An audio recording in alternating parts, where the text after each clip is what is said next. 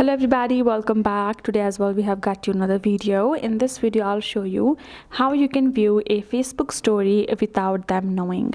But before that, please do make sure to like our video, subscribe our channel, and yes, without any further delay, let's get started.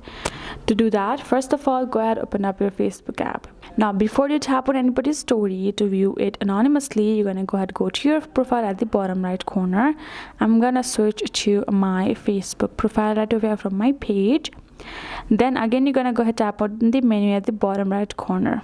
Now what you're gonna do, you're gonna tap on this little icon of log out, and you can log in with another anonymous account where your informations are not the real information. You have your dummy account, or you can switch your account by this section as well, or you can create a new Facebook profile which is anonymous. You can see I have another Instagram profile which is anonymous. You can simply switch to your any another anonymous account. Then once you're done with that, you're going to go to your home and go to the person's story, and check the story out, and that is basically what you will be able to do. So whenever they go to the viewer section, they will know if that is you who viewed. That is the only way available. Hope this video helped. Thank you so much for watching. I will see you guys in our next video.